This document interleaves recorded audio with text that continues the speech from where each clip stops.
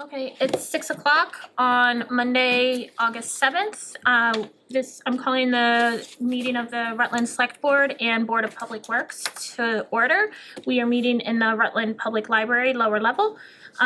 We have Zoom access available. We also are being recorded for live streaming on local access cable as well as rearing on local access cable and YouTube. If we can start with the pledge, please. I pledge allegiance to the flag of the United States of America and to the republic for which it stands, one nation, under God, indivisible, with liberty and justice for all.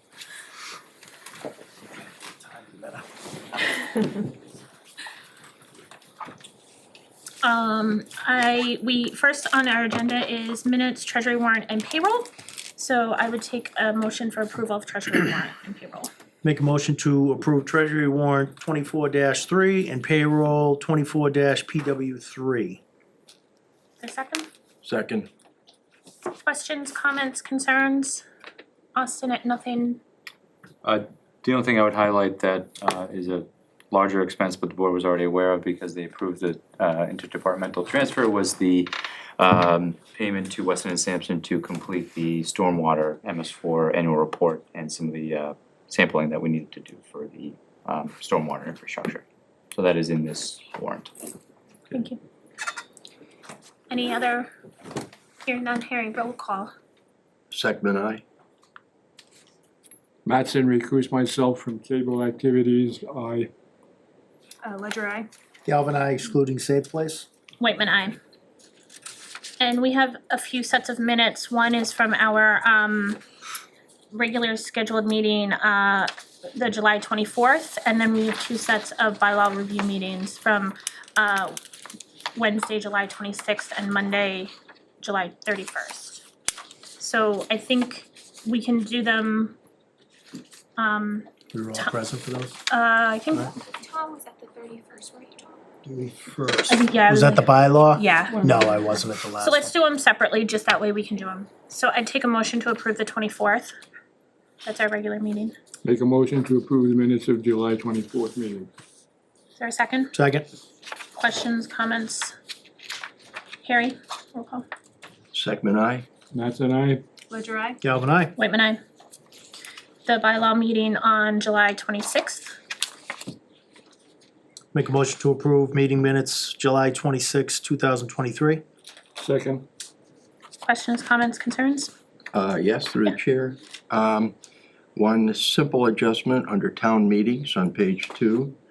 The second paragraph, last line, vote rather than a supermajority should be a simple majority.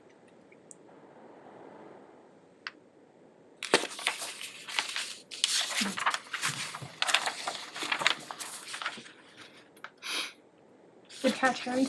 That's it. So motion to approve with that correction? I make a motion to approve the minutes of July 26 with the adjustment. Second. Roll call, Harry. Second, aye. Mattson, aye. Ledger, aye. Galvin, I. Whitman, aye. And then the minutes from the bylaw subcommittee, or the bylaw review on July 31st. I think Tom, this was the one that you were absent. Is there a motion to approve? I make a motion to approve the minutes of July 31st dealing with the proposed changes to general bylaws. Second. Questions, comments, concerns? Roll call, Harry. Second, aye. Mattson, aye. Ledger, aye. Galvin, I recused myself. Whitman, aye. I just wanted to, I feel like it's been quite a while since we've had a formal meeting tonight, our regular scheduled meeting. We've seen each other a lot recently, I think, between bylaws and emergency meetings. I wanted to congratulate Rutland Little League's 12U All-Star team for finishing 3rd in the state. It's a huge, huge accomplishment. And these coaches, the kids, the coaches, the parents, the fans, you guys battled hard between the weather, the distances that you had to travel, and the schedule. It was a lot for you guys, so thank you and congratulations. It's a huge, great thing for Rutland. It's quite an honor. It looks like the paving on Palmagussit and in the town hall parking lot is complete for now. There's still a lot of work to be done, but hopefully the ongoing runoff issues are working on being improved. I appreciate everyone's patience with that. I think our office, Tamika and Austin, DPW, as well as the state have been really responsive, and I appreciate that for patience from my residents and businesses, as well as the work that everyone has done to kind of keep things moving there. And I wanted to acknowledge kind of all of our town staff. I think the thought is the summer is like a quiet time, and and I think all of our departments are working hard and putting in a lot of hours, whether it's the new tax bills going out, questions around meeting minutes or town meetings or the bylaw committee work, as well as our office with a lot of different research and everything that's needed to happen. I know the library has extended hours, as well as public safety and DPW. So I just wanted to acknowledge everyone in staff. Recreation's been doing a great job with summer camp and getting ready for the fall for Safe Place and everything. So there's a lot happening, even if we don't necessarily see it on the day-to-day. So thank you all. I don't know if any other members had any. Through the chair, I just want to thank Austin for the parking lot. I Yeah. mean, that wasn't part of that deal, and thank you for getting that extra work done. I mean, It was Absolutely. big. you don't ask, you don't get, you know? Sure. Yeah, thank you It was very for big. looking out for us. So moving into public comment, we have a full house here, so I imagine some of this is for public comment. Anyone? Sure. If you want me to Name and read. address, please. Really? Scott Langer, 73 Palmagussit. So, the 56 project. Biggest problem you have right now is your water main's 40 inches underground. It's supposed to be 5 feet. Other parts are shorter than that. They're much less than that. It's gonna be a huge issue. It was known before they paved. So I think, Code's 5 feet. So and knowingly, it was done under code. so I think we've had some conversation, I think Austin will provide it in his update, but I don't know, do you wanna address it right now? Yeah, or- sure, I can do it now. So, you're absolutely right, Scott, and thank you for raising this. This is good for me to know. I feel like I've been here a lot longer. It's only 4 months, but it feels like a lot longer. We're gonna wear you out. Yeah, no, it's good. It's good. Palmagussit is an interesting project. As you know, we did some work before we started the state project with some water main replacement. So after you presented your concerns, we consulted with MassDOT, DPW, and our engineering firm, Weston and Sampson, to confirm the depth. And you're correct that there's some variability in the coverage for the water main. We conducted several test pits. Most of the water main has the 5 foot that you reference. There- They conducted one test pit in front of my house. Yeah, And they fixed one up the street for me that they broke. Yeah, so if I can just finish. So there is, as you mentioned, in front of your property, there's a short location of approximately 40 inches of coverage with grade. That's not including the pavement. Pavement will add about 8 or 9 inches once the final coat is there, so that'll bring you to about 48 inches of coverage. And I understand our town specs are 5 feet. A lot of the state has naturally changed some of their specs to do 48 inches. And the way that we improve that is by insulating the pipes. So, however, understanding your concerns, we will be conducting additional test pits because while we're not actually concerned about the water main having a pipe burst because that's a substantial main, the main concern is the service connections to your properties. Now, I understand your property specifically has, kind of some deep cuts there. If you could assist us in locating those service connections, if not, we'll be conducting some test pits and working with you to. Oh, they know where they are. Yeah. They just put them all in. Okay, yeah, so if you could work with our DPW and, so essentially what we're going to be doing is doing a little bit more research on the connections and seeing how much coverage there is. And with the concern that you presented, but also after consulting with Weston and Sampson, what we'll likely do is work with the state to make sure that the service connections and the pipe itself has the insulation that's required. Okay, so, according to every civil engineer I talked to, 5 feet is code, period. Or they insulate the pipe when they put it in. Yeah, So so, this can just do what they want because it's a mess up. no, so, and actually, Because you they're raise, not gonna dig the main. so you back raise a up great and point. insulate So actually, when we did the project, a couple of years ago, probably a couple of years Right. ago, maybe last year at this point, Yep. they found some existing drainage structures there. And oftentimes, I think it was a short stretch, and don't quote me on this, I'm gonna say, let's say it's 30 feet, for it. Yeah, example. you weren't here, right? Don't record. It's Let's say it's 30 feet. Yep. What they did is they essentially put it over that drainage structure. Yes. Doesn't make it okay, but given the amount of water that's going through that main, but also considering, just that, it's not a substantial length, what will likely be recommended is the insulation. Now, you think about some pipes, especially you go on the highway, there's no coverage, and they're insulated. So, and to your point, the state actually changed a lot of their specs for water mains. The reason why they did that, Scott, is 5 feet became too expensive, because Yes. when you go to 5 feet, there's shoring, and it almost doubled, and don't quote me on the price, but it almost doubled the cost of some of these projects. So whether it's cost prohibitive or things like existing drainage structures, it's not perfect, it's not ideal, however, working with our officials locally and at the state, we're working to rectify this for you, so. Well, it's not just for me. But so you're gonna dig back through a brand new road. That makes a lot of sense. We haven't, well, so, good point. However, we've also had, just in a month, we had over 20, almost 30 inches of rain.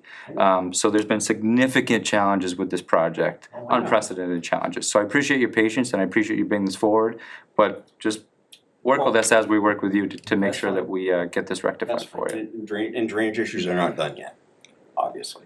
We talked to them again this past week. Right. Conservation. So your other issue then, if you want to get personal now.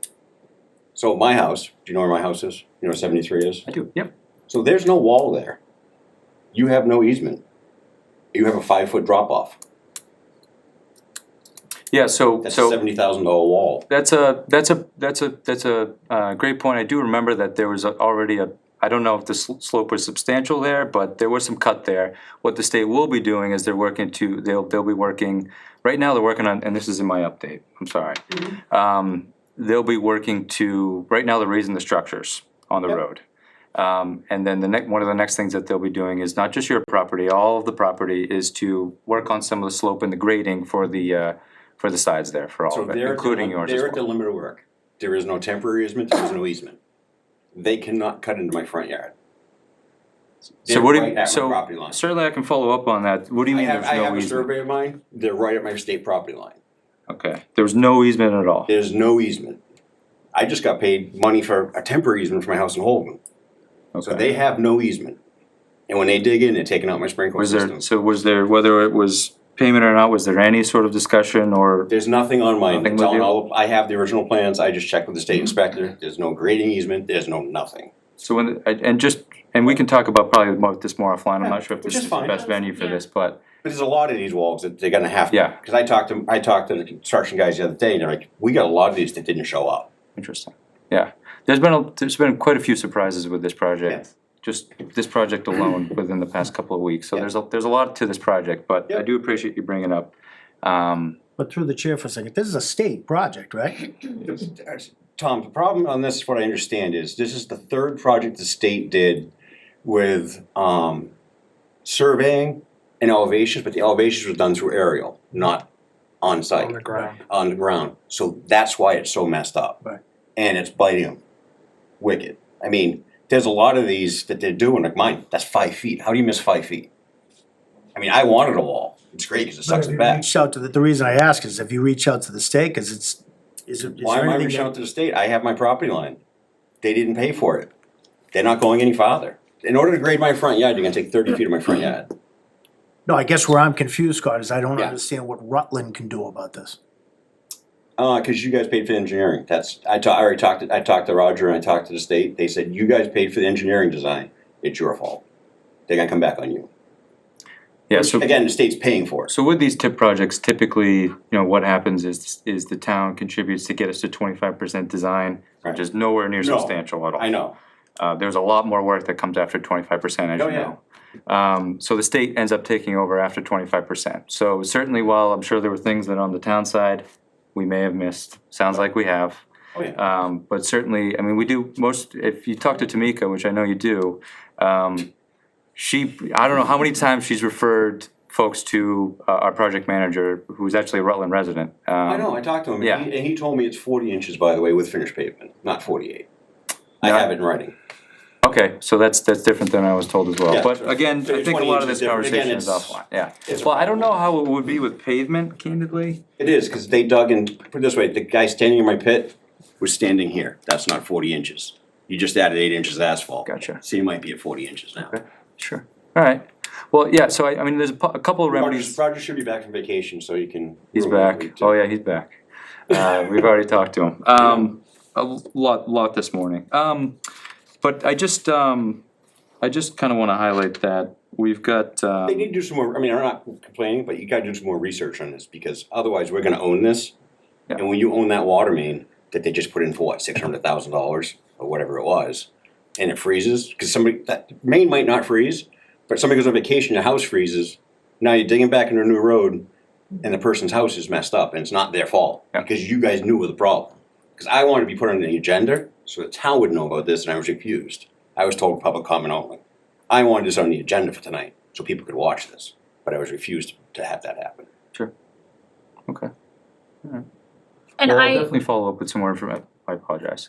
We'll definitely follow up and Yeah. get some more information, cause it sounds like. Just need to do some more research on it. Yep, yeah, and I think it'd be helpful to have a conversation with you, Scott, so thank you, Oh. I appreciate it. That's fine. and I wanna say, I asked that it be public comment and come in under the TA update, because from all of our engineering, our professionals on the town side had documentation that it was not of a concern on their end, so that's, But that's the reason I wanted it on agenda, so other people could see it, so they could watch it. Too much stuff gets slid under a rug. If it's not on the agenda, nobody's gonna watch it. That's the only reason I want it there, no other reason. So again, guess what? When you discuss it again, put it on the agenda, so people know what's coming about. It's an issue. well, and I think that goes for all the boards and commissions that are discussing it also. Mm-hmm. So, just so people know to look at it. 'Cause that's a very costly thing for the town that doesn't have any money.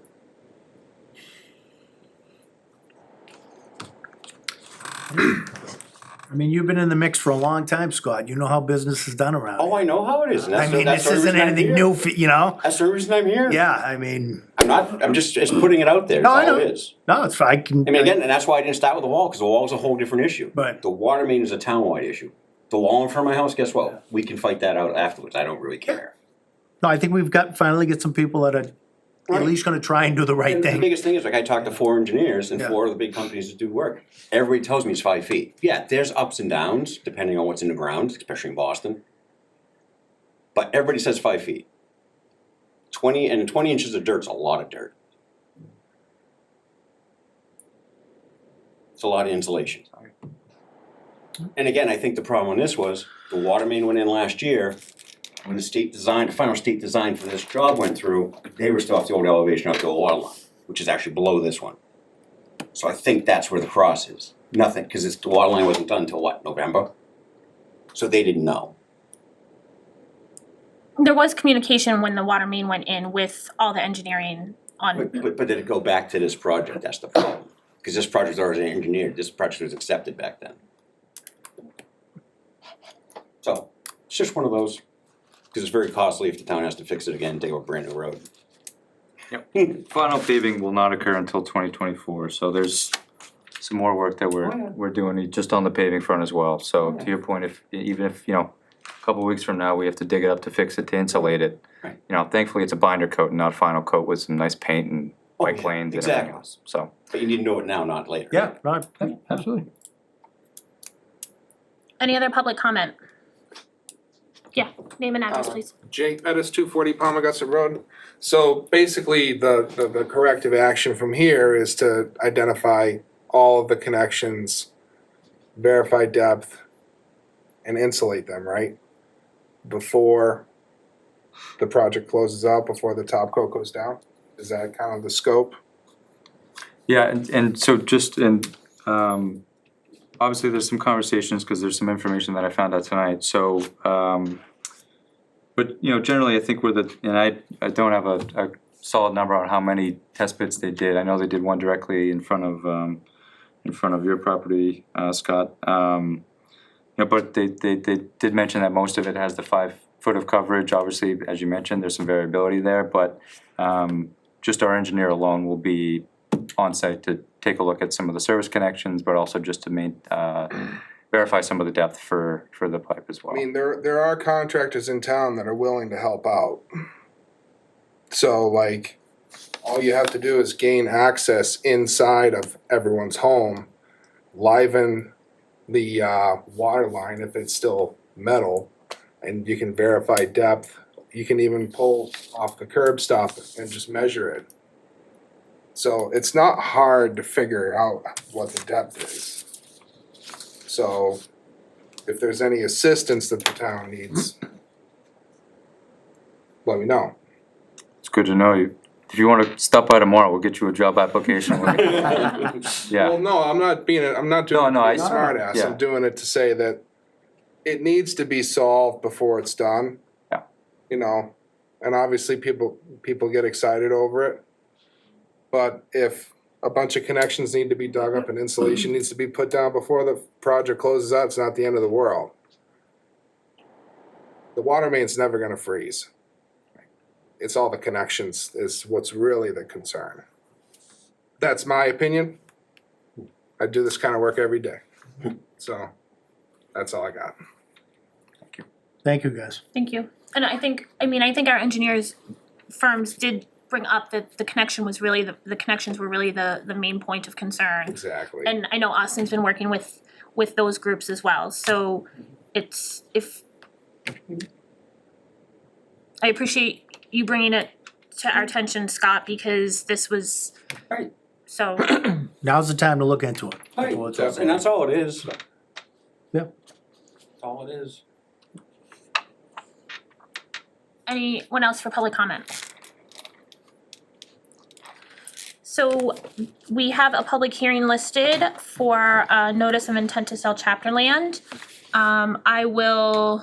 I think everything was filed properly and the communication was disseminated to the appropriate groups.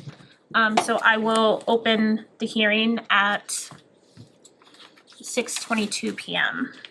This is notice of intent to sell chapter land, Carol Viner, Emerald Road, parcel 4, map 34B. And if I may, Mrs. Viner is online and her attorney Janine Moran is here as well, and Jim Harry, who's the prospective buyer. And I know we had asked for it to go to, it automatically goes to conservation and planning board, and board of assessors, I believe. And we asked also for it to go to RDIC and AgCom, potentially even economic development, just kind of any groups that may have land use interest in town. It did, but I did not hear back from them this time. So is there anyone here from the public to speak to this as public? I was hoping that we would have some communication from the boards and commissions. So included in your packet, there is communication from the Board of Assessors and the Conservation Commission. Yep. Did not hear from the AgCom, the EDC or the RDIC on this particular matter. The planning board is going to discuss it on tomorrow night's agenda. But otherwise, we have all the other pieces, I guess, other than the planning board. Okay, do you know if AgCom has a meeting planned? Next week. Okay. I'm in a butter to the property. Name and address, please? Robert Davis, 33 Emerald Road. The entrance to the property is directly across from my driveway.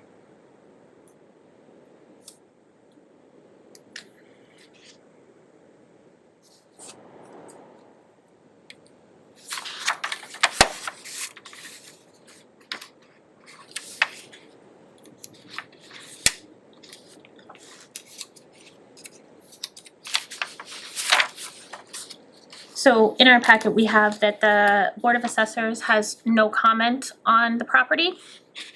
The Conservation Commission has discussed, and said that although the commission sees great value in this land for recreational uses such as fields, they do not see a viable funding mechanism at this time. If I understand correctly, the total parcel is 53-ish acres. 16 of that is in chapter land. And I believe the amount, the breakdown of that is the 16 acres for 400,000. And then the remaining 37 was, I don't, 200,000. 200,000.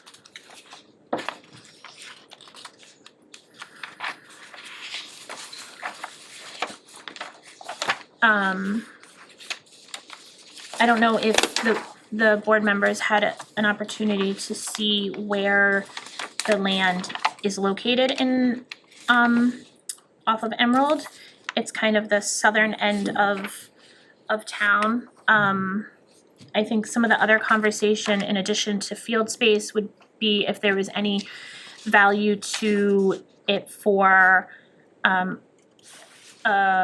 of a southern side of town, either public safety hub or something of that nature.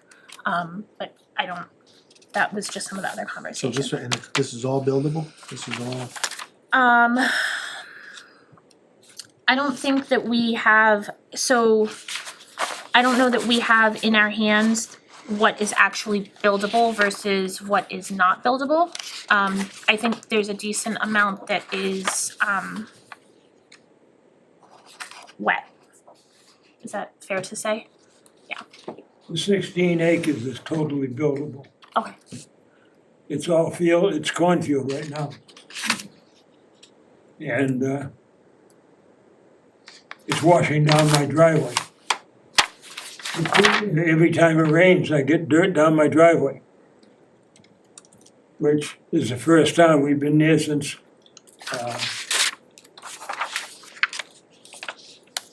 2019. And more times it rains, dirt comes down my driveway, and I have drains across the driveway. But you look at the rest of Emerald Road, the school bus is there going by in the morning. And Emerald Road is basically a one-lane road from that driveway over to Walnut Street. And there's a Y there that's in terrible condition. The road where Emerald makes a turn into a 90-degree turn there at Walnut, the road surface itself is all broken apart. There's only about 5 feet of asphalt remaining.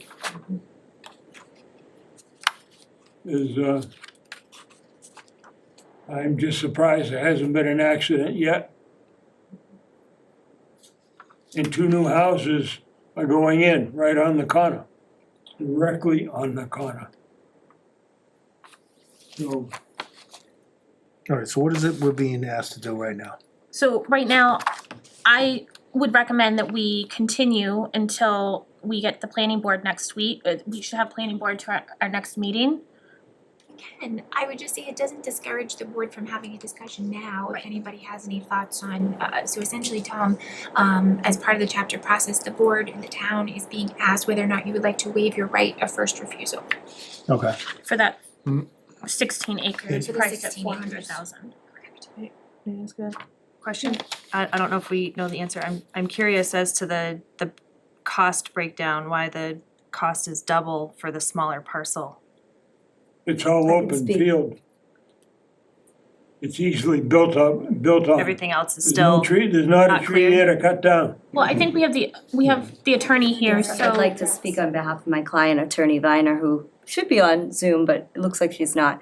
Yeah, my understanding from the research from the listing agent, and I think also the builder that's here can speak to this as well. The 16 acres, which is the chapter land, is significantly more valuable, even though it's a much smaller plot of land, because it's essentially a buildable lot. It's cleared, it's flat, roads aren't gonna need to be built, where the larger, the greater mass is what would be deemed wet, non-buildable. If the builder is going to build on that area, it's gonna be significant time, money, expense, and just overall work to get it to where he would need it. So I think any builder is gonna find that same dichotomy with, you know, the difference of the huge mass of land being significantly lower cost. It's not buildable. It's gonna cost a lot to get it to the place that he would need to have it. But like I said, I believe he's here. Through the chair. He's probably better positioned to speak in detail, but that's certainly my understanding. And I have the comps and the valuations here if the board, you know, is inclined to review them. Also, I am here as the applicant. Yeah, Carol, you may speak, go ahead. I would just echo what my attorney says. I believe that I could easily sell that, those 16 acres for 400,000, no problem. Lots are going for over that on that same road. Tom, did you have a- What's the deadline for us? We have 120 days from the date of submission, which we received July 31st, so we have 3 months, so. Plenty of time. Yeah, Yeah, that's. so I guess. Harry, Paul, Jen, did you have other comments, questions for this I mean, I'm fine to continue having the conversation. It sounds like we have a couple other people in the audience that might wanna. Well, you just answered mine about the timing, so, okay, we got time yet before we have to really think about it. I would just kindly ask if the board has any questions or concerns that maybe we can bring them up tonight so that either myself or Attorney Moran can get an answer for you guys, you know, for the next meeting, because by then we'll have the planning board and hopefully the AdCom's memo if they choose to share anything. Go ahead. I am curious to what potential uses, I know it states the Conservation Commission said recreational purposes, there's potential DPW hub mentioned, but that, like you said, that whole road is not paved, so I would want to know we don't wanna have that be a lot more traffic on that road without knowing what would go into enhancing that, as well as whatever it cost for whatever the property might potentially be used for, so I think we need to be careful about cost versus benefit on what purposes we'd be using it for. And I think To do anything. if I'm not mistaken, there's no water or sewer run out there, so everything would have to be well and septic. Right. Just for our own internal conversation as well. I said not DPW, I said public safety, but yeah, I sorry, mean, one- no, one- yeah, sorry, one of those. But any Another sort town of entity, town yeah. hub or whatever, yeah. Well, that would be even, public safety, I think, Right. would be even worse, we'd wanna Yeah. make sure that they have Better appropriate access. roads and access, yes. Through the chair? Yeah. So we've asked a lot of questions, so when it comes back to us, our decision that Ms. Viner is looking for is whether we're going to buy the land or not. That's the bottom line. Well, right? Yes, that's Mhm. correct. Yeah, that's correct, yep. And I will say that if the town expresses interest in purchasing the land, it would require us to pay for an appraisal of property as well.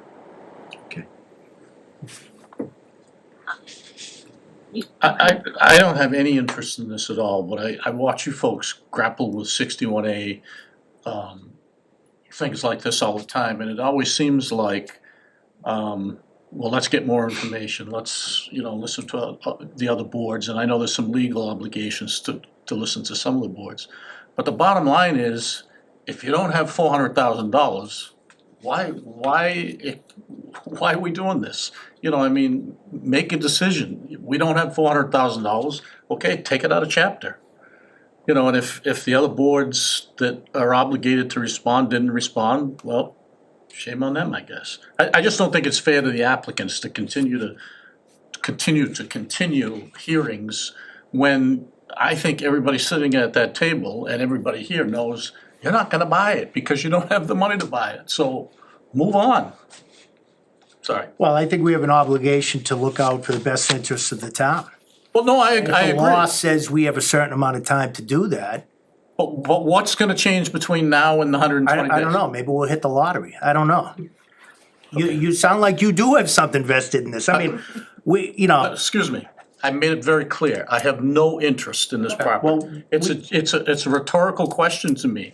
If the town doesn't have money, which, we listen to this all the time, and I know it's true, then why just keep continuing? Sorry, I don't wanna get into a back and forth, Well- it's just my opinion. And I think some of the conversation was if there was any value from any of the partnerships with any of the land conservation groups or anything based on the location of the land, if there was any connectivity or Okay. anything like that. So I'm done, you don't have to explain any further.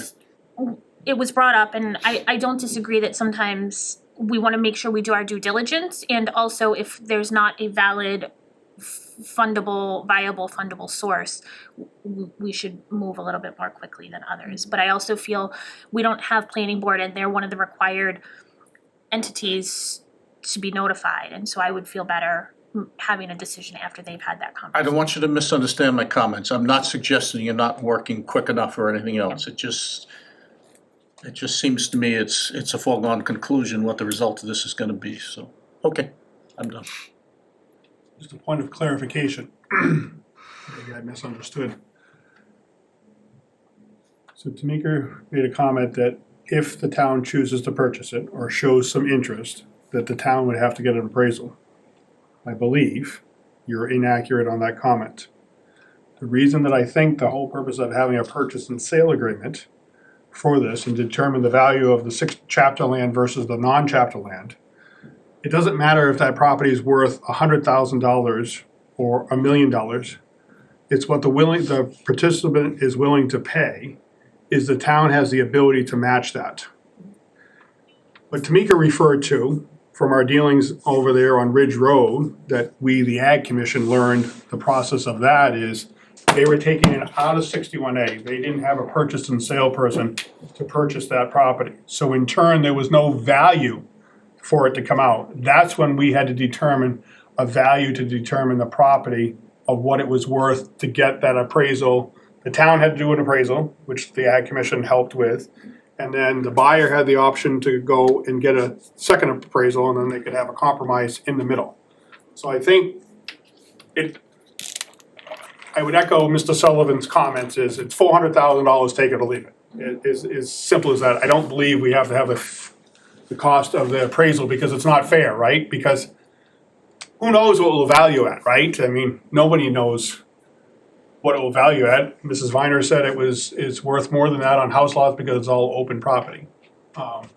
So, that may cost us more or could cost us less, One thing I would like to point out is, I think we the 16 acres that's in chapter land is being farmed. It's cornfield right now, it's being farmed, it's actively being utilized. The benefit that the farmers have been doing to maintain that as farmland has increased the value of that property significantly. As we just heard, that because that's fully buildable, walk in and fully buildable versus not. And so, again, this is a 61A process thing that I just wanted to point out to the board that there is, in some ways, that makes it more expensive for us to try to purchase it to maintain it either as open space or whatever because of such. Mr. Sullivan's comment about there's no money, Karen Norwell, Palmagussit Road. I believe the money that we as the town got from the sale of the Heights property can be used to purchase land. That's what I've been told by Becky. So I believe there is $400,000 available to purchase this land if the town chooses. So there is money available. We can't just use that money on anything. We have to use it for certain things, and she did say purchase of land was one of them. It's not exclusive to purchase of land, it's just on things we would normally borrow for more than Right. 5 years. So, Right. but she did say we For could other use this to things. buy land, so. Right, and that's why I think, I think to your point, I would like to have a little bit more due diligence as Agree. far as the property and the actual uses of the property and hear from the additional boards and commissions. Agree. But that we do, there are funding sources available to the town at this point. Mr. Davis, and then we'll go to Mr. Harity. I'd like to backtrack a little bit. I have about 20 years' experience as a zoning administrator and a building inspector. The way the town has to look at this is $400,000. Are you taking a close look at that section of Emerald Road? And it's gonna cost you more than $400,000 just to bring the road up to today's standards. There's a lot of repair work needs to be done on that road. From 56 all the way up, and especially at that 90-degree bend where Emerald Road becomes dirt. And it will cost you far more than $400,000 to correct that. The beginning of Emerald, the dirt part of Emerald Road is a rise about 4 feet tall, and there's embankments 5 feet above that. So there's no place to widen the road there, and that's a bottleneck. Right, through the chair. No, I just wanted to say, especially to Ms. Viner, nobody's saying, chances are, you're right, chances are, we're gonna give the approval and she's gonna sell the land and, but I don't think it's unreasonable for the board to say, give it some time and let's look at it. Look at all the Does options. it, That's do the you only thing actually I'm go saying. out and take a look at the property, or? I have not, but I will now. I'll go out and take a look at it, absolutely. And I'm familiar with the area a little bit. Yeah, it's a tough area. I mean, I don't see anything major being developed out there. I mean, but again, So if I might just speak as the applicant, I want to thank you very much for all of your comments and your considerations. It is completely reasonable for you to check with planning and the other boards and to go out and take a look at that property. I would just ask that we set this over for a date certain so that I can have some certainty on what the town is considering. And if I may echo my client's concern, that was what I was gonna ask, if I could have some clarification on the next agendas. I know it sounds like conservation has already maybe made their decision, and I know we're waiting on the assessor and the planning board. Could you confirm the dates on their next meeting so I can note my file and Ms. Viner will know what to expect for So those? it's planning board, which their meeting is actually tomorrow night. So we'll get to that before the next select board meeting on August 21st. The only one that's up in the air is AgCom, which should be out of, do you guys have a date for when you're gonna meet? Is It's it the third Tuesday of the month. So that would be following Tuesday. the following Tuesday, so that's the 15th. But it's given to us, but we don't, our opinion doesn't matter.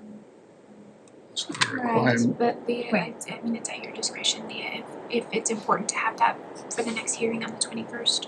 So the third Tuesday though would be the 15th. So we would have that by the 21st anyway.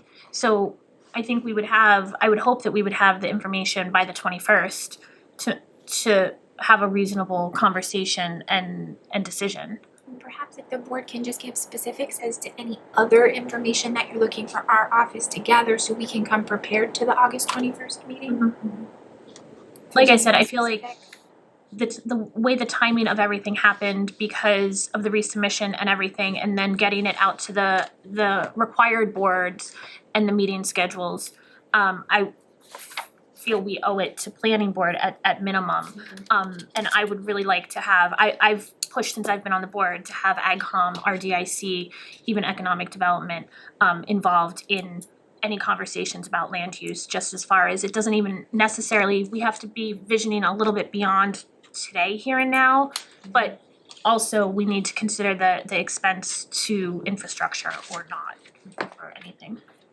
I think that's one of my biggest questions that I'd like to know is do we have a list or a board in town that has something to say, these are some capital investments, i.e. we're looking to make rec fields or a new public safety building. I know we've been talking about dispatch and all of Space. that. Space for these types of new builds where we would be looking to purchase property if the town doesn't already own it.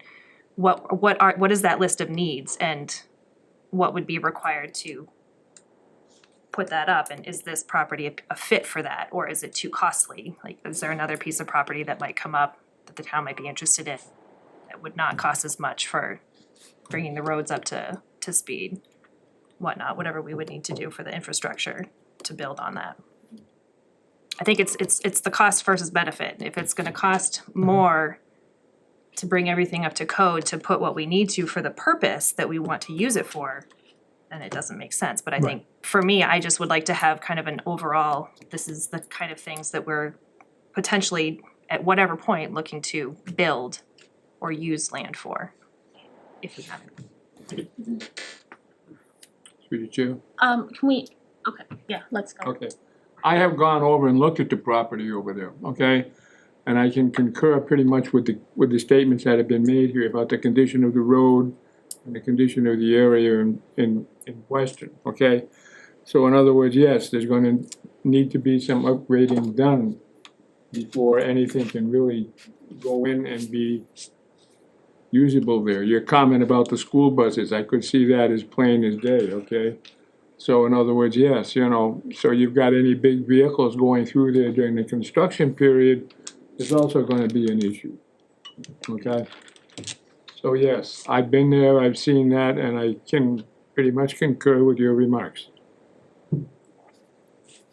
Mr. Harity. Hi, Jim Harity, 139 Turkey Hill Road. And there's at least 4, maybe 5 A&R lots there. And that's factored into the determination of the value. And as Mr. Davis said, that's a builder's dream, wide open, flat land.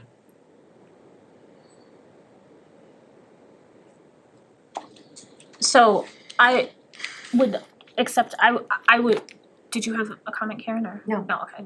Sorry, That's I all right. caught something out of the corner of my eye. Through the chair. Yeah. One of the things that, I don't wanna rush into this, and I certainly don't wanna hold up Mrs. Weiner. But the state has passed a new budget, and in that budget includes a lot of infrastructure. So, and it's for small cities and towns to develop some of their roads. So if it comes that we wanna do that, can we get the money from the state to help improve that? If we can, but we won't know that, I guess, until we have a little more time, because they just passed the budget. So I would like to take a look at that to see what's available for the town, or what could be available for the town if we wanna buy it. And I think that's one of the concerns with some of the roads in town in general, is with whether it's new house construction, it's construction traffic, it's the school bus traffic, it's the delivery traffic, it's the trash truck traffic, and or it's the opposite side of the town infrastructure traffic. And so that's also for consideration. So thank you for that point, Harry. Randy? Jen was asking about if we have things for infrastructure that we need for the town.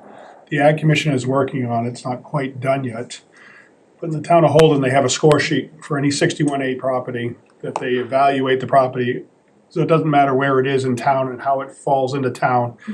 And every piece of property, the intention is to score it before it comes available. So we could speed up this process of the 120-day process, and it's not quite done yet. I believe we could probably do it in our process to determine the value of this property, or the benefit use of it, or partners that could be done with it. So there is something in the Ag Commission that's physically doing this, so. Oh, that would be helpful. That's a process that's coming forward. Through the chair? Yeah. Mr. Jordan, you're saying that Holden has that process where they evaluate all 61A property? That is correct. Okay. And that's where the Ag Commission got it from, their score sheet from, and we did some tweaking to it, to be careful. See, Holden doesn't have a lot of 61A properties of any size of it, and doesn't, so it's not used very often in Holden. It's likely to be more used here in Rutland, because of 16 acres or the Davis property that was just at Rizzling or Ridge Road, things like that that are readily available. And that would be a benefit to the ag committee if you could use that system. Yes, that's how we would score it. We Excellent. wouldn't have necessarily opinions Yeah, for you that matter. It's, hey, this one scored 88 out of a perfect score of 100. We could tell you that, even though our opinion doesn't matter, but you do value it as something, so. okay, thank you. Thank you. And I think to that point a little bit, we don't, there's kind of ad hoc lists as far as, but it's not project specific. And so I think that their list just looks holistically at all 61A properties and not for specific property, like intention, Right. use intention. Which I think even that would be very valuable to Exactly. have, Yeah. because then that would give us a good idea. And that's, I personally really value having AgCom's input for 61A. It's coming out of agricultural use of some use, so I would like to have that feedback also. Yep, I agree. So I would like to have a motion to continue to our August 21st meeting. Understanding, ideally, we would have a better handle and be prepared to make a decision at that point.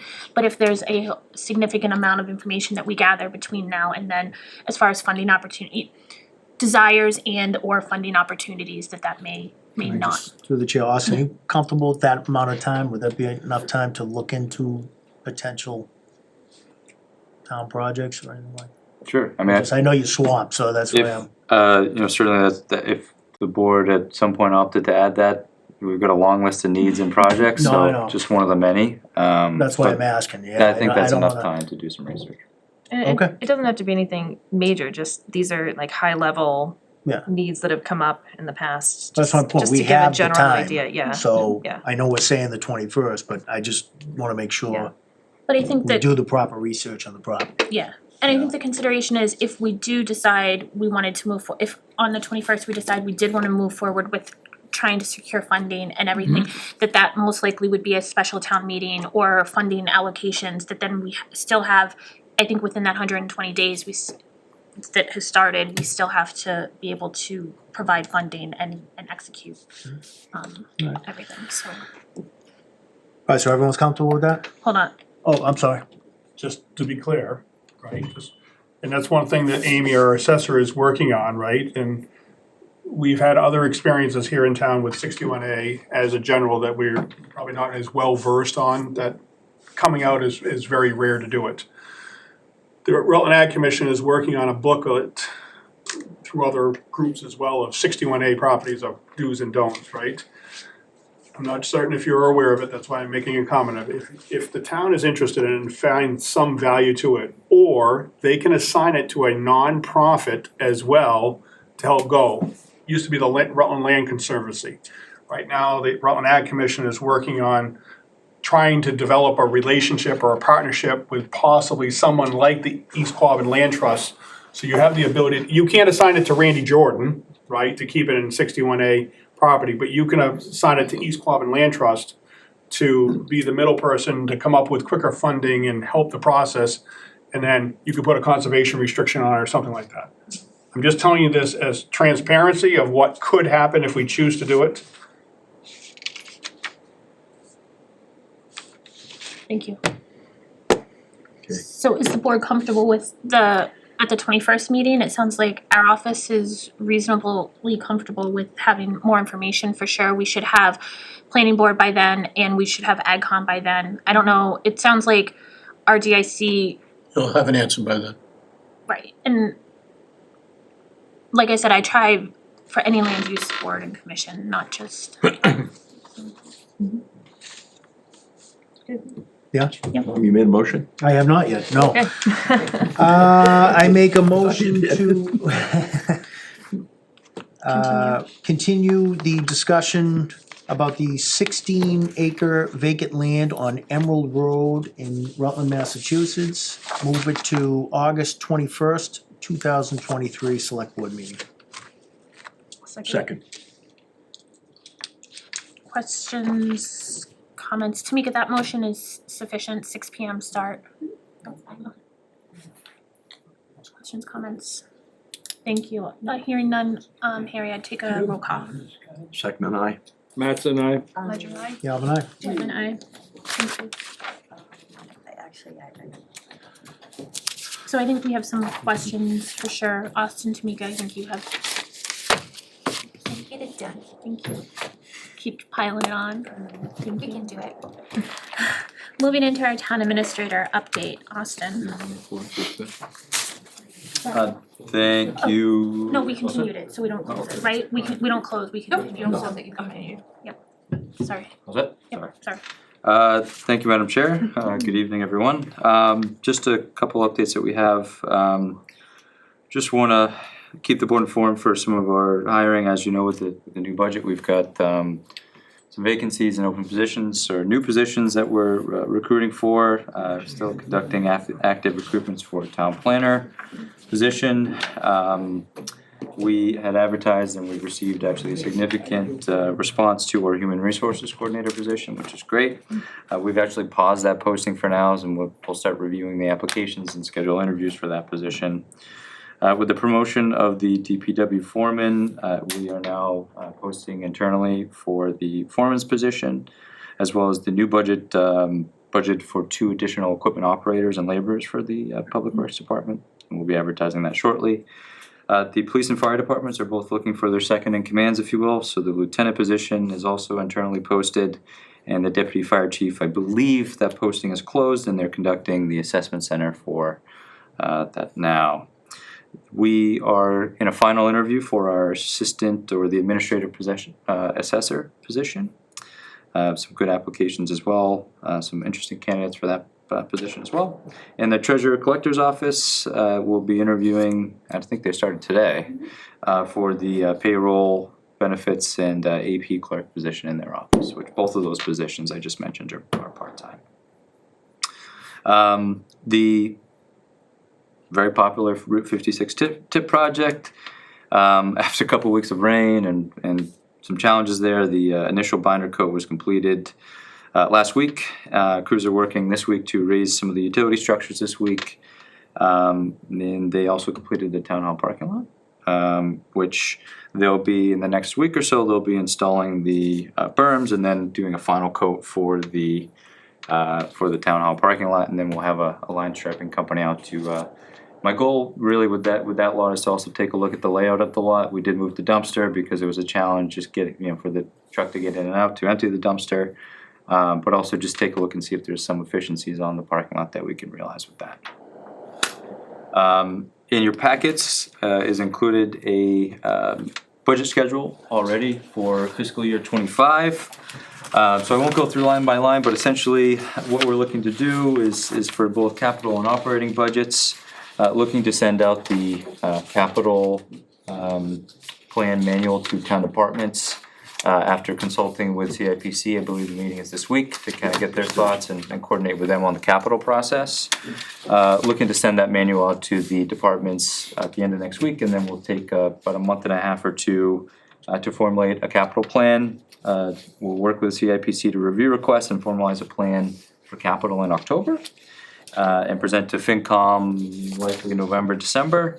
And the operating budget will begin roughly a month after that in September, with the same November, December to coordinate both of those plans together for our fiscal year 25 budget.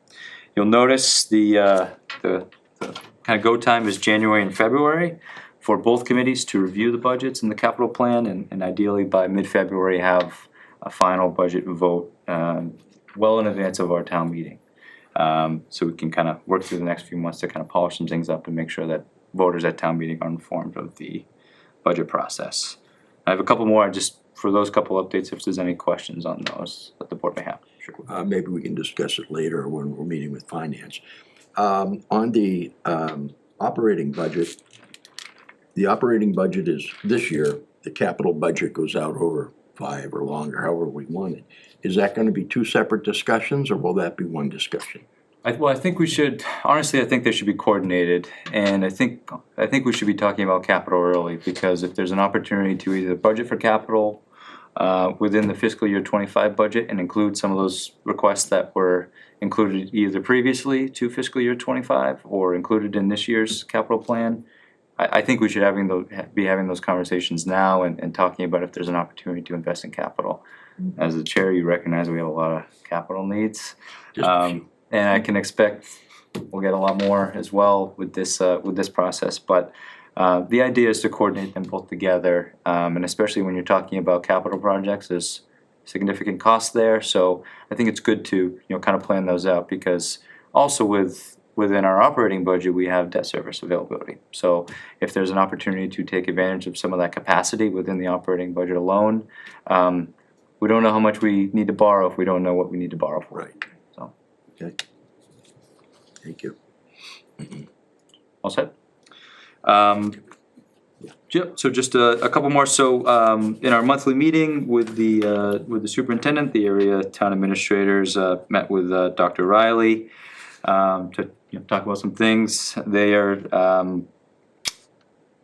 in the process still of kind of closing out their fiscal year 23 budget as well. As the community is aware, there was some budget challenges not only in fiscal 22, but because essentially they were basing it off of the same expenditures fiscal year 23, so they had to use some of their excess and deficiency, which, as the board was aware, they used about 200,000 of that to offset the regional assessments, but then also a significant portion of that to help balance some of the FY23 budget. If they did not do that, they would essentially diminish their revolving funds, which is not a good thing to do. So they're working on just kind of closing out that fiscal year, and obviously they're finishing the FY22 audit and getting started very quickly on the FY23 audit.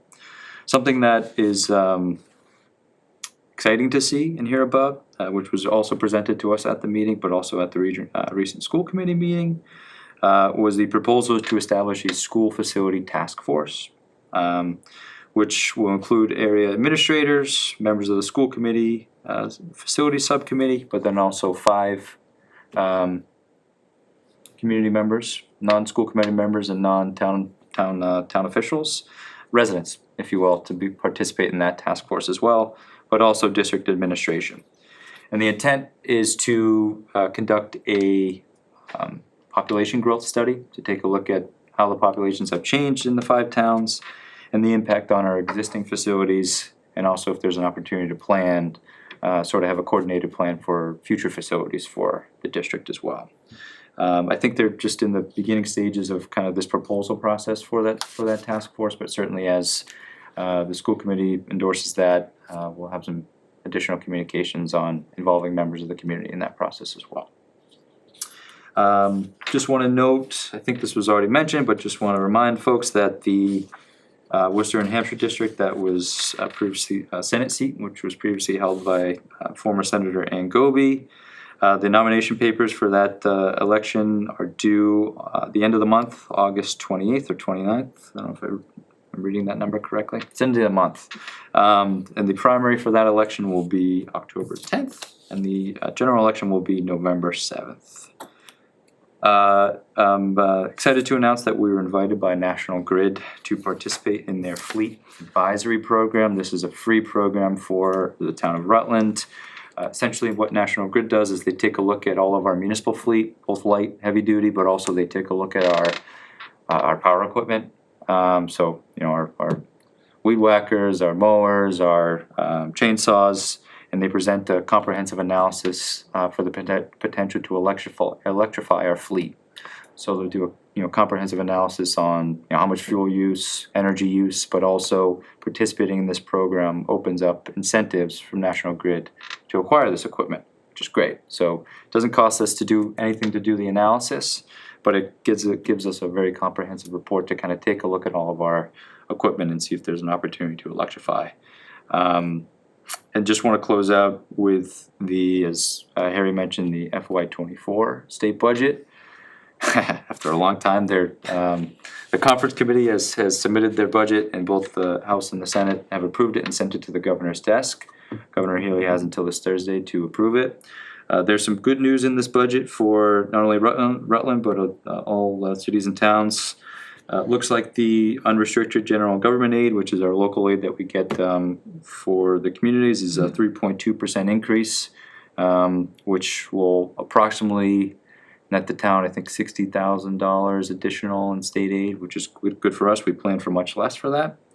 But also on the school side, there's a a 90% reimbursement rate for regional transportation, which to the district, just rough revenue estimates are additional $600,000 in state aid for the school district, which is great. As Harry mentioned, there's also a bunch of other programs for municipalities, rural municipalities, but also every city and town. There's increased Chapter 90 for some of our roads and bridges, and are also just resiliency of our infrastructure. So certainly we'll look to take advantage of those. And then also there's actually two earmarks. One is to extend the funding for the Rutland Prison Camps project that the Historical Commission is working on. But also there is approximately $23,000 for our regional dispatch center for an earmark to improve the radio communications in all of the schools that are within the coverage of the regional center. Right now, if you're a police officer or public safety official going into the schools, as probably was intended when they built these schools, there's poor reception, so this will actually use some of the cellular signal or Wi-Fi signal within the building, and the radios will be compatible to use that. So improve safety for our public safety officials, but also the folks that use those school buildings as well. So with that, happy to answer any questions. I know that was a lot. I have one question, if I can sidetrack the thing a little bit. Sure. I've been asked a couple of times about the poles that are on Palmagussit that still have the Charter cables on them as well as Verizon, and is there a move afoot to, obviously to finish it off at some point in time, but I was just wondering if there was anything that had come to you. Yeah, so are you talking about the existing poles that were there? Yeah. Yeah, so last I talked, and this was well before we had the 20 or so inches of rain, that the utility companies were approximately 7 months ahead of schedule for utility relocation. So you saw they actually already installed most of the new poles, so we just have to get those. I think they're still waiting on those companies to get out to relocate them to the new poles that are there. So as far as I know, they're ahead of schedule, but things have changed a little bit with some of the weather. So, but certainly I think that their overall still the project is on time to be complete. I think some things are well ahead of schedule, and others have been delayed a little bit. Okay. And I think I drove down the other night and there's barrels that are marking the ones that are still kind of in the paved roadway now. Yeah, really. But now that it's paved, I definitely see that it's a bigger concern, so. Yeah, and I'm, one of the people that talked to me traveled the road 2 or 3 times a day, okay, so, he asked me, what did I know about it, and I said, about the same amount that he did, so, okay, I was just wondering if there was any further update or any more information that had come down on it. And with the pavement that you saw probably this morning, they painted a center line there. Obviously with new pavement, things are a little bit challenging, especially at nighttime. So I think they completed that early this morning before the start of the day. Okay. Austin, you. do we think those poles will come down before the snow flies? Every time I say Because in something all about schedule, seriousness, things at this change. point, plowing that road is going to be a disaster. Yeah, it's gonna be tough. Yeah, I think last I heard they were 7 months ahead of schedule, so I believe so, but again, every time I've asked for a timeline or update on things, we get rain, we get something substantial that happens, but as far as I know, yes. Okay. I'll let you know if things change. Because you think you got complaints before? When the road doesn't get plowed correctly, it's gonna be a mess. And you can't expect DPW to be able to plow that when they're gonna have to plow way out and it's gonna shrink that road even more. And watch, this will be the year we get a foot of snow in October.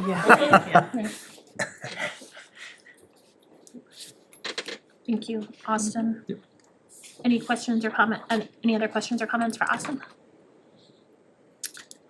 Moving into new business, we have a request, we're in receipt of a letter from Karen Greenwood asking permission to dismantle and remove and dismantle the bulletin board in front of the Historical Society, the wood house. It was donated by the Rutland Lions Club at town meeting June 28th, 1982. And it's been used to advertise upcoming events, but now with the electric sign, and social media, the function of that board has kind of gone to the wayside. It's fallen into kind of disrepair, and people don't feel comfortable changing the letters. They feel that there's concern that the glass could fall on them, glass covering and everything. So Karen's asking our permission to have the community bulletin board removed from its current location and to dispose of the material. My original understanding was that it would be at the Lions Club would be taking care of this. Tamika, am I? I do not have confirmation of that. It is nice. Yeah. Go ahead, Paul. At the time of the signs installation, I was the vice president of the Lions Club, okay?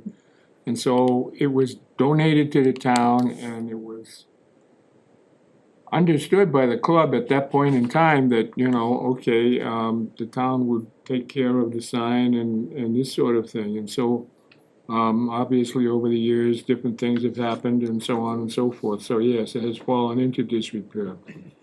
I can't argue with the Historical Society wanting to get rid of it. It's just, kind of a disappointment to me personally, but, okay, we'll move forward from it. But, I think at this particular point in time with the electric sign that we have now, on the common, it's probably a good idea to stay with the electric sign and move on from there.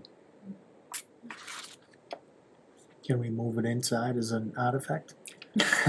That's a historical. It's what, 41 years old?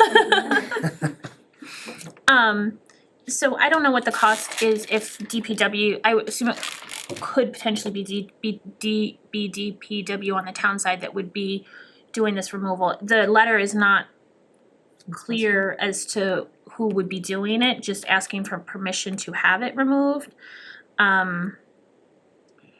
So, go ahead, Harry. One of my things later on I was gonna look up was copies of lease agreements. So we knew, so before, I guess, we start making a recommendation whether that sign gets renewed, is who's responsible for the sign, the property and all that stuff under the lease agreement. So we should look at that. I did provide the board with a copy of the Rutland Historical Society's lease agreement, following the discussion at the last meeting. Yeah, I probably have. But I don't know that the location of the sign would be considered part of the Historical Society. I don't know if that's just considered town property. And because it was a town meeting article, I'm not sure, Yeah, yeah. it was accepted by the town at the town meeting. And, as time has gone on, obviously, things have just happened the way they've happened, and it's now in the state that it's in, so, okay.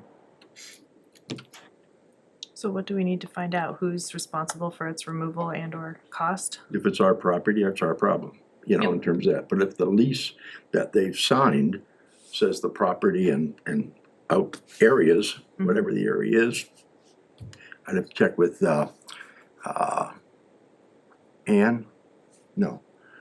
assessor, Amy? to see what that card shows for the property for that particular area that's been leased. And what property is it that they're responsible for? Is it movable or is it No, fixed? it's fixed in location. But Harry, wouldn't the property card just say Town of Rutland?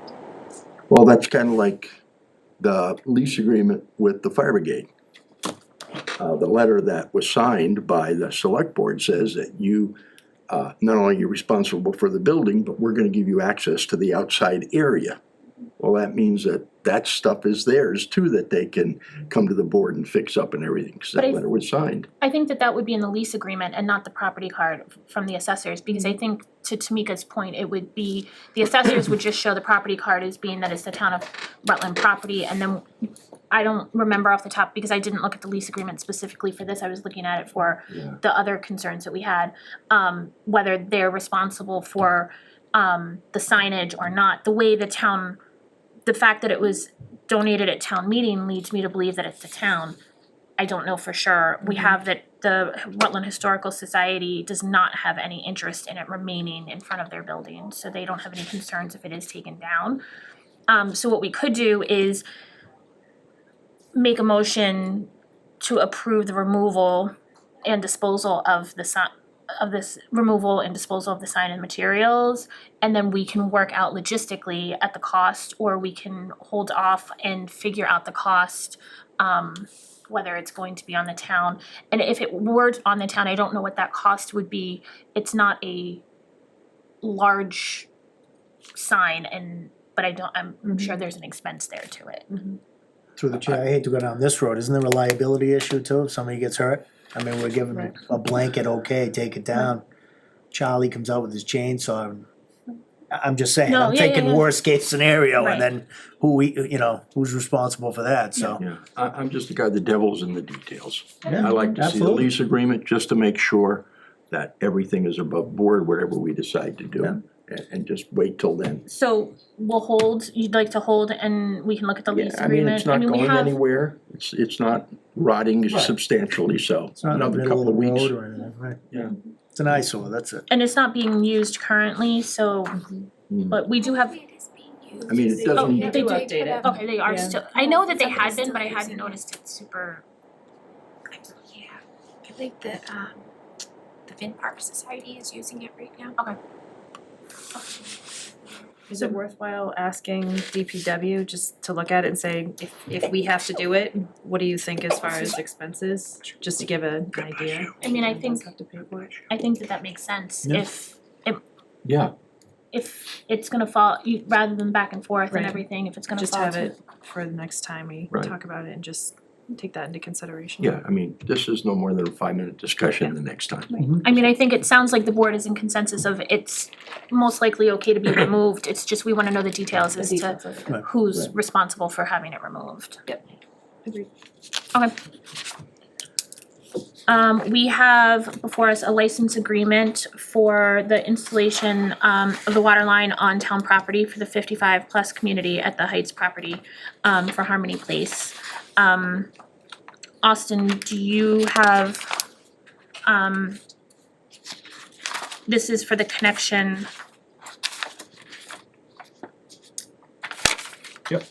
So, Go ahead. thank you, Madam Chair. So this is a temporary license agreement that was requested by Mr. Sullivan, who's here tonight, but also Harmony Place. So the developers of the Heights property will, as part of the agreement and part of their site plan, they'll be connecting to town water. The nearest connection is in front of the middle school. So this license agreement will allow the developer to complete that work. And it's a temporary license agreement with the license to expire on August 28th. It was the goal of RDIC, but also Harmony Place to make sure that the work was completed before the start of school, so there's no impact on school. So this is just to allow for connection to water, which was previously approved. And there's obviously some language in here to make sure that the town on the public works side has an opportunity to review and make sure that everything is in place and in order before obviously this closes out as well. So happy to answer any questions you may have, but also I would probably defer to Mike if he has any additional comments for this request. Through the chair. Mr. Sullivan, what's the extension of, how much pipe are there, how much line are they gonna run? And I guess it may be a little foolish, but August 28th seems like such a short date. So can they get it done by August 28th? It will get it done. Okay. I mean, I'm reading it, I'm going, okay. There is no discussion there. They understand that's a drop dead date, and if it's not done by then, they will have to work on weekends to do it. And they've agreed to that, that's in the agreement. Okay. But the answer to your question of how long it is, it goes from basically right in front of the front door of the school where the hydrant ends, across the parking lot, across the roadway, up to their property. So I mean, I don't honestly know, Harry. If I had to guess, I'd say it's 600 feet, 500, 600 feet. The reason I ask is there's a lot of pavement that's gonna be torn up. Well, it'll basically be a trench across. Right. And are they gonna be responsible for that, or is it DPW? No. They They're will, responsible, in the agreement, they're responsible to restore it to its today condition okay, by the 28th. okay. This is, part of my concern is that parking lot's already a disaster, so. Right. Is it, I don't, I mean, it needs to be done, but I just, that's one of the issues I have with all the schools in general is the parking lots and not making it any worse than they already are. Well, this not only will service the over 55 community, it'll provide a huge opportunity to the town rather than having two dead-end lines. It'll now be looped.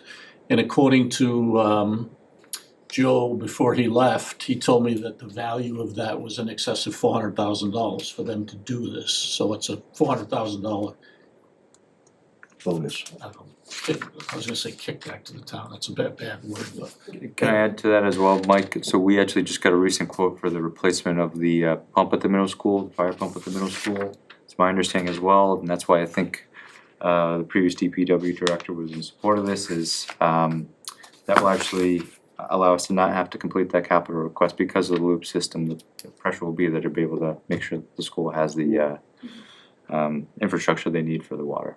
Okay. And I think that was one of the school's concerns, that it was the water pressure for the sprinklers and hydrant and everything, so.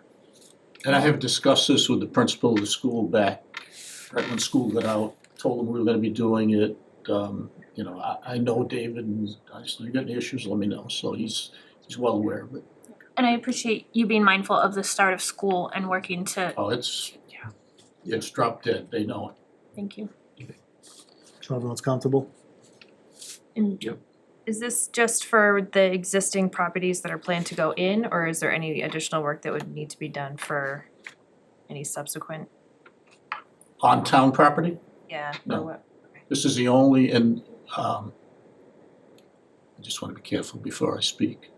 As far as the water line is concerned, no. And I don't believe there is any other work that will be done on town property. Okay. In the entire project. I mean, they've been digging. Could be enough- some road issues, but. They've been digging enough holes up there, at least they got room to lay the line. Have any of you been up on the site recently? Yeah, It's amazing. Go up and I look. need to, Yeah. You just will not believe the amount of dirt that they have moved. It's incomprehensible. imagine. I mean, the bump of the hill is now basically a flat top table. So a motion? I'd like to make a motion to approve the license agreement for installation of a water line on town property for the 55+ community at the Heights property. Do we want to expire or, The agreement states it. okay. Sorry. second, There's a motion and a second. Question, any additional questions, comments, conversation? I would just, if friendly amendment, just license agreement with Harmony Place LLC, and then everything else is fine. Make a motion to approve license agreement with Harmony, what is that? Between Harmony Harmony. Place. Harmony Place LLC. With Harmony Place LLC for the installation of the water line on town property for 55+ community at the Heights property. Another second. good, second, Roll call, Harry. Second, aye. Mattson, aye. Ledger I. Galvin aye? Whitman, aye. Thank you, Mike. Thank you, Austin. Madam Chair, one comment. Anybody that's interested in a personal tour of the site, I'd be happy to meet you, bring you up, show you, what's going on. So my number is readily available. Please feel I free. do need to do it, Mike, so I will reach out at some point. Yeah, I think you have my number, I'm sure. I do. Yeah, Yeah. please do. Thank you.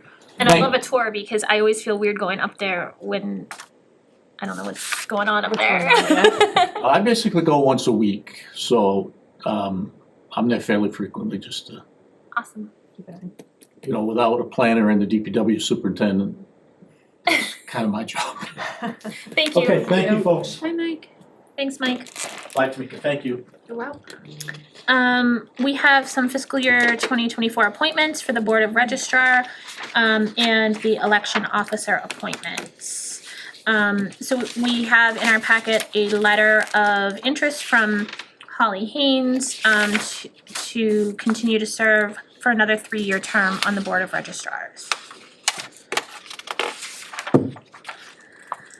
So we can do them separate, but Yeah, I would do them separately. yeah. Anita did put a sample motion on the bottom of the page with the election officers. So basically what Leah just said can be the motion for Holly Haynes. So Holly Hayes is not on this, she's part of the registrar. Correct, she's for reappointment to the Board of Registrars, that's different than the election officers. And I did mention in your memo, just if anybody's wondering why these weren't included with the normal FY '24, it's because MGL stipulates the dates during which they have to be approved. Right, I saw that. Yeah. So I would accept a motion to appoint Holly Haynes to a 3-year term to the Board of Registrars. I'll make a motion to appoint Holly Haynes to the Board of Registrars 3-year term. For a 3-year term. for a 3-year term. Second. Questions, comments, concerns? Hearing none. Harry, roll call. Second I. That's an aye. Ledger, aye. Galvin I. Whitman, aye with appreciation. And then we have a slate of election officers, listed, provided to us by, I think, Anita. I'll briefly read the, Yeah, sure, you can do that, yep, and then she put the motion at the very bottom. so Chief Elections Officer is Anita, the wardens are, Chief Elections Officer is Anita Carlson, wardens are Benjamin Barakian and Sean Miller, clerks are Nancy J. Nichols, Sandra Morse, and Robin Tarani. Ballot box inspectors are Harrod Root, Philip Davidson, and Corinne Pliafico. Inspectors and checkers are Barbara Campbell, Louise Jordan, Karen Greenwood, Ann Davis, Howard Scott Davis, Allison Comenda, Ruth Briggs, Edward Purcell, Tanner Purcell, Cindy Purcell, Rebecca Crane, Elizabeth Crane, Jana Jarvie, Caden Francis, Lily Davidson, Catherine Prey, Leah Giles, and Gwinther, thank you, Christine Hayes, Noreen Gwinny, Gail Corian, Deborah Carlson, Tammy Knight, Austin Knight, Christopher Knight, Jody Pickett, Caitlin Pickett. Sorry if I mispronounced anyone's names. All right, I make a motion, No, did you make the motion? No. No, I just was reading for Okay, anybody okay. that's watching what the list was. Okay, Okay. I move that the slate as presented be appointed election officers for the town of Rutland pursuant to MGL, Chapter 54, Section 12. Second. Questions, comments, concerns? I've got a few. Yeah. Who makes the recommendations for these appointments? The town clerk. Huh? The town clerk, these come from Anita. And these are all paid positions? Yes. Paid positions, okay. And question I have here is, no person shall be appointed as an election officer until he is found qualified to act as such as herein provided. What are the qualifications to be appointed? I do not know the answer to that, but I know that Anita does. It's what? I know that Anita does know the answer. I personally do not, I apologize. So we have no idea what the qualifications are. Um, Because it doesn't list them here, and it was very vague on it as to what they are, so I'm just trying to figure out. I'd say in our experience, Because we've one of the trusted- other things it says is that there are two parties in town, and an attempt should be made to get equal participation from both parties, or whatever parties they are. So I don't even know how many people here are a member of one party or the other party. Is it not equal? So I'd kind of like Anita to explain that to us a little bit, I guess. I can say that I know that Anita does specifically keep track of which parties are represented by which individuals. And I think, I don't want to speak for the board, I just know in the past, we've kind of trusted Anita in her position as town clerk that she's making sure that these folks meet the qualifications. But I do not personally know what those specific So qualifications are. I could get that from Anita? Anita would absolutely have that information. And Okay. believe that some of it is, she's mindful, because there is some sort of training that I think a lot of the election officers are required to do. I don't wanna speak for if it's every individual position but there is training, because that's why they need to be set far enough in advance and everything. And many of those folks are folks that What's have that? served for Especially many now. years. Yeah, The elections. that's what I'm saying. And Harry, I don't know if it, matters, but a lot of those names that Leah listed off are folks that have done this for many, many years. I was just gonna so- say that. Yeah, Looks a lot of them are I new recognize folks. a lot of them Yeah. in the past years. Okay.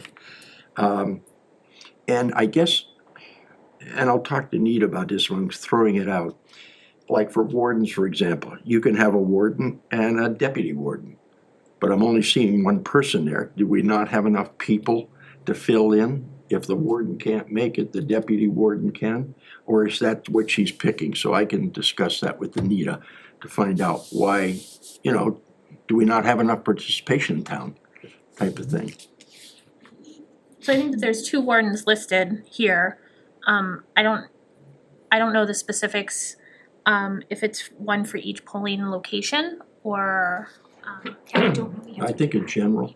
Yep. They have wardens, those are the ones who carry the ballots, I think, or Right. watch the ballots and all that Right. kind of stuff. The other ones, the clerks, yes, that's by precinct. Ballot box inspectors are by precinct. And then the inspector checkers you've got 9 per precinct. right. So you got But I think 27. wardens, we have 2 wardens and we have 2 polling locations, so we have 3 precincts, but we have 2 locations. We have 1 location is here and 1 location is at Naquag. I'm not 100% sure if the 2 wardens are for each Right. location, but that would be an Anita question. I can ask Anita on that, follow up with her on that. Okay, I'm good. Are you comfortable with the motion? In a Yeah, second? I'm Okay. comfortable. We have a motion and a second, I think, right? Tamika, you have it? Okay. Other questions, comments? Harry, roll call. Second, aye. That's an aye. Ledger, aye. Galvin, I. Whitman, aye. With appreciation. And Austin provided in our packet for us our collated select board fiscal year 2024 select board goals and objectives. I was hoping that we could do a final read and then ratify them. I think there's been progress made on a number of these through the TA's office and with Tamika and Austin, as well as some of the other department heads, so I appreciate that forward movement also. Now that the state budget is passed and we know what the earmarks and everything came out, we can hopefully begin having conversations with the ARPA and going through the unexpended special articles and everything. Yeah. So I'm hopeful that we can kind of move this forward and then start intentionally working on them in our coming meetings. So we have investment in capital. I'm sorry. Go ahead. What are we trying to do on this? So this, I would like. I'm looking at all this and I'm hearing you, but I'm not getting exactly what it is we're trying to do. I would like to have the board basically agree to and approve that these goals are goals that we are comfortable with for the fiscal year 2024. Okay. And this came out of our brainstorming workshop a month and a half ago. So we have investment in capital, to develop a plan for remaining ARPA and town meeting warrant article funds, to create ad hoc building committee, to develop building capital improvement plan, allocate committed budgetary funds for capital facilities and equipment. Then we also have short-term outcome and longer-term outcomes. We have improvement in staff morale. The goals included provide funding for professional development opportunities, create initiatives to highlight positive employee impact, adopt employee-friendly work balance policies, implement human resource policies and procedures, and create an Employee of the Year award, a Town Employee of the Year award. And then the biggest chunk was modernize town government, explore regionalization opportunities with neighboring communities and statewide agencies, establish long-term financial planning model, develop formalized budget process, create consistent communication strategy for town departments, create Citizens Academy to boost public education and engagement, develop economic development marketing solutions for properly zoned town-owned property, amend existing bylaws to reflect current needs and practices, and to create a town charter to establish governance structure and procedures. And a lot of the actionable items that we talked about are listed in the short-term outcome and long-term outcomes.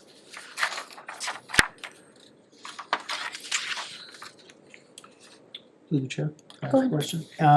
In the investment in capital, remember we had talked about figuring out what money was sitting there, has been sitting there for years. Would that be included in this? Yep, so, Which one is that? so that's the first goal, develop a plan for use of remaining ARPA and town meeting Okay, warrant I article apologize. funds. Yep, Which were those two documents that we reviewed at the Yep. goal setting session. perfect, yeah. Could I make one addition? Not addition, but amend existing bylaws to reflect correct needs and practices and establish a ongoing bylaw committee, because we don't have one. We have ad hoc, and if you talk to them, and I've talked to a couple, they're tired. So we need a full bylaw committee in place.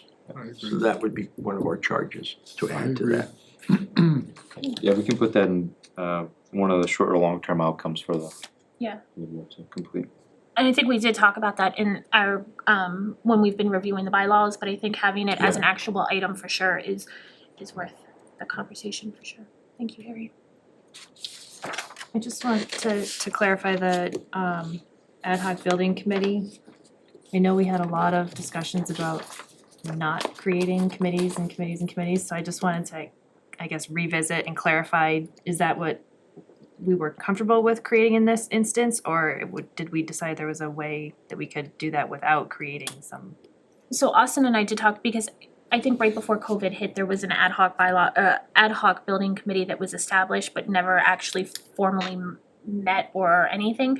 I think Austin's vision is more that it's a kind of TA overseen group that is with DPW and Department heads. department heads and Okay. everything. I think, Austin, I don't wanna speak for I you. mean, I think similar model to actually what the superintendent has present, like kind of like a task force or working group to review some of these things. My intent would be to involve committee members as well, members of the community in this that have been, have longstanding interest and have done a lot of work on especially our capital facilities, but also to make sure that we have some folks internally that also have kind of the same interest and expertise in these projects as well.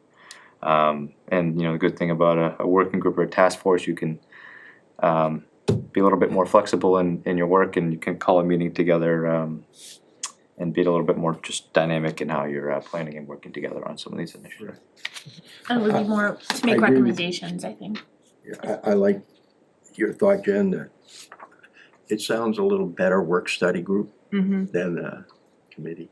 So we could, I just wanted to make sure that we had, the input of, like you said, Leah, the department heads of, and the people that are utilizing these buildings and what the needs are. Right. Because, versus, You're involved in the areas that we're yes, talking about, exactly, right? so that we can come up with the priority list for the capital. Mhm. So would the board be comfortable with changing that to a working group or task force? Yeah, Okay. I think so.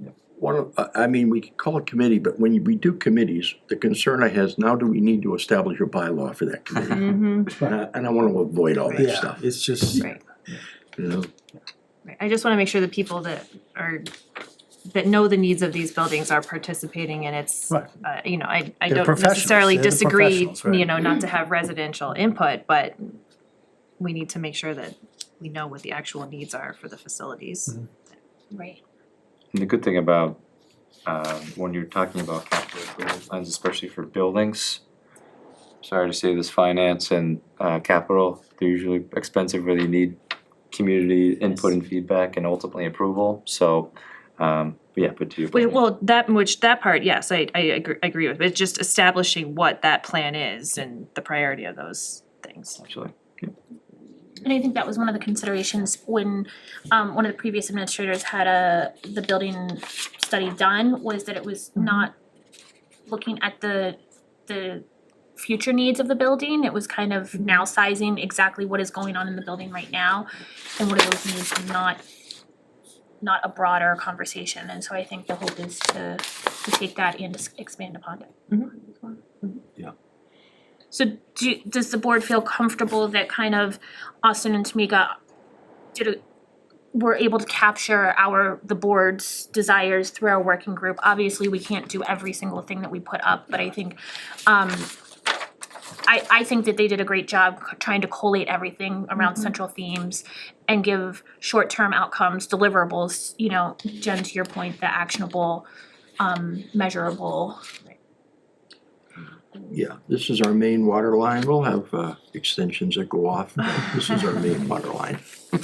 I agree with this, I would also ask that, I don't know how it would be best to do it, but revisiting these to check the pulse on those short-term outcomes, and maybe at the end of the fiscal year, or whichever we deem, like, have some sort of a retrospective on where are we at, and what were we able to accomplish that we can present to the town, what didn't we get to do, why, what should we have been able to do, why didn't we get to do it, and I think Austin, we had talked about even maybe quarterly check-ins or something, just to kind of get a pulse as to, a lot of these I think will be on the agendas going forward, just because some of them have already been on the agenda and will continue, so. I think the staff morale is huge. Yep. I think that's a huge part of this. I mean, money's always an issue, but Yeah. staff morale is overlooked a lot, I think. And when you combine that with the money that people don't want, it makes a bad combination. Yeah. I think this is an excellent place to start. So I would kind of, in order to make it kind of formalized, appreciate a motion to agree to the goals and objectives as presented, but if the board is not comfortable making that motion, then I think we have the verbal commitment, but I think to formalize it, I would like. Have you done that in the past? Have other boards formalized it? We did last year. Huh? You guys did last year. They did last year? I think it's And then been, once you did, we shared them online on the select board's page on the website so that folks could access it. Yeah, it was finalized. It's good for transparency.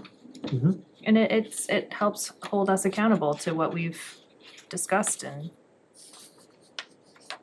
Absolutely. I'm comfortable with it. You comfortable with it? I'll make a motion to approve the fiscal year 2024 select board goals and objectives document. is there a second? Second?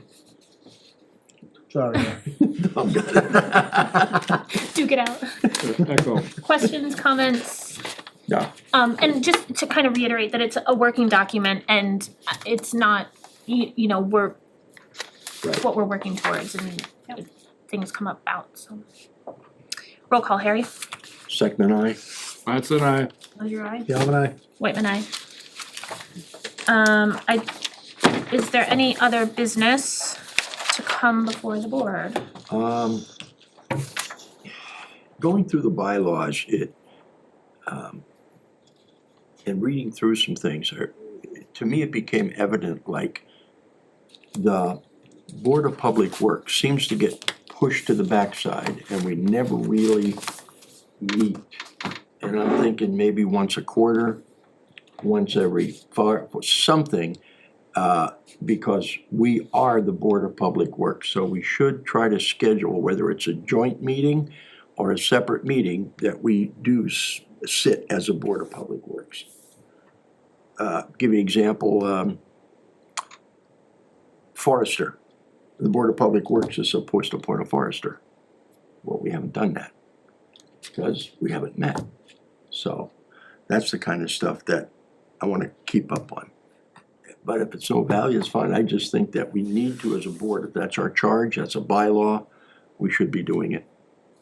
Harry, I was just gonna point out, tonight was actually posted as a joint meeting with the Board of Public Works because you guys were gonna be addressing that water line in the license agreement. So Okay? tonight's meeting is technically Oh, a joint okay. meeting. If you have anything, All right, cause I didn't see that as a, okay. But I think, Harry, to your point, historically, the board has not been good about, I think we used to, historically, since I've been on the board, would only post if it was water sewer conversations, really.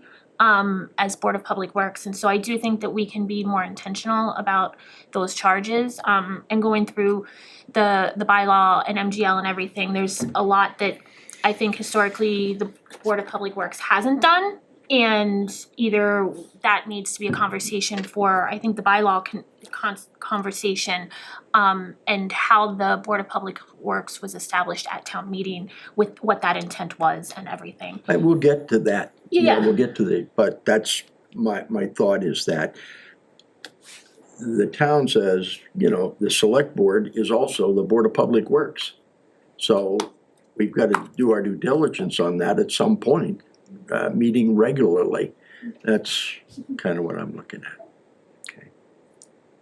I'll take it, for sure. That's just for a topic. Yeah, no, and I appreciate it, that's a good, like I said, I think it's something boards historically have struggled with, for sure. And secondly, do we have any other lease agreements besides the Wood Studio, the Wood House, and the Brigade? Marshfield. Marshfield, and also Rutland Youth Soccer. Oh, do we have lease agreements on those we can get? Can you get them? I can dig them out, I'm sure. I appreciate it. You're welcome. Thank you. Okay. That was it. Thank you. Anything else? Yeah, are there any, I'm sorry, I don't mean to interrupt, are there any others that anybody else knows of that I may not know of? I know at some point there had been some Hayfield agreements, but I don't know how that had transitioned Like at over. Glenwood? I don't even know for Yeah, Glenwood, but beyond that, I I thought, don't think those were official leases, were they? Those were just kind of like, I'm not one no one's hundred percent using sure it. how those were handled, to be honest. They would be through Concom or Ag, I would think. They I would be something. It's- I don't They know. were a lease, but we let them go for youth soccer to Right. take over those, The I don't know how Glenwood, many years ago that was. But I don't know if there were any other ones in addition to the Glenwood one. I don't know. I just need to know what I'm looking for, so Yeah. if there's any that I don't know about. But I'll start with those. I just also wanted to point out that we are meeting on Wednesday. I think, Tom, you're probably not able to make I it for can't, no. bylaw, Wednesday the 9th to continue the bylaw review. I'm hopeful that we can, and Peter, if you're listening, that we as a board can be a little bit quicker about things and not go through everything line by line so that we can start speeding up. I think there's 150 pages of bylaws to be reviewed at some point. And some of this, I think we're gonna have to potentially go back, and there will be community input also, I'm sure, but if we can try to make a concerted effort to speed up the way in which we're doing things, I think keeping it to 2 hours is ideal, but that we can work to move forward. And if we as a board can also look at our calendars through the rest of August and September, I think we decided the 14th was not ideal to meet for bylaw. The 16th is not available because I think there's another committee meeting that night. We regularly meet on the 21st, so then there was conversation about the 23rd, that would be a Wednesday. We don't need to discuss tonight, but just if we can look at calendars and try to keep that momentum going. would it be completely unreasonable to say, add just an hour to a select board meeting and get it done while we're all here? So I think It's so hard to do multiple nights. Yeah, I agree. Yeah.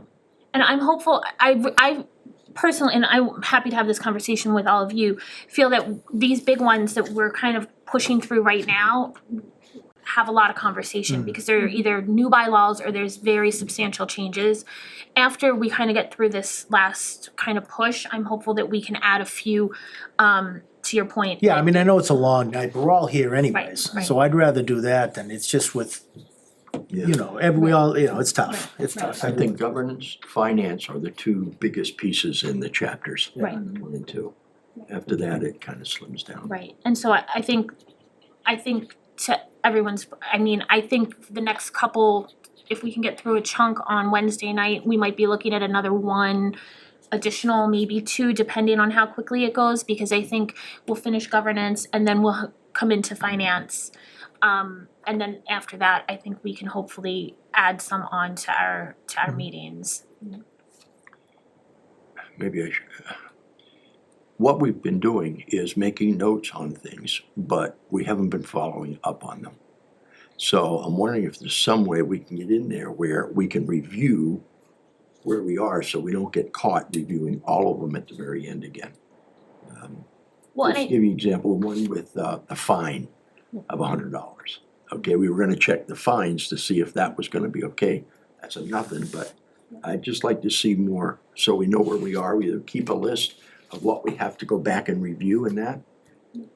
I've been keeping notes, and I think that's some of what we can do once we start talking about, once we make more progress in regular meetings, hit some of those topics, but we also have access to the schedule of fines table, which would address some of the questions with the for that specific I'm example, just but I know using that there's a that as lot of, example. other Right. examples for sure.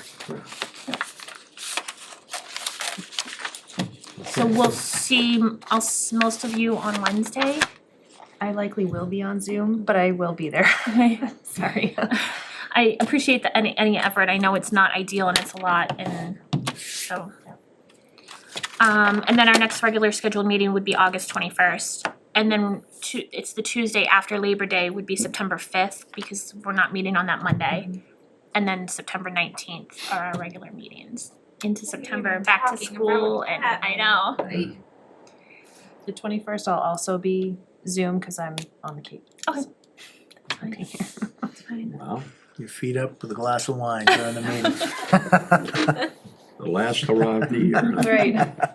I appreciate the time and effort everyone's been putting in, because I know summer is, we've been Busy. doing a lot. As I Everyone's said, I feel busy. like we've been seeing each other a lot the last I know. couple of weeks. Alright, so I would take a motion to adjourn. Motion to adjourn tonight. Second? Questions, comments, concerns? Roll call, Harry. Second, aye. That's a nice. Dry? Yeah, but I. Whitman, aye. We're adjourned at 7:51.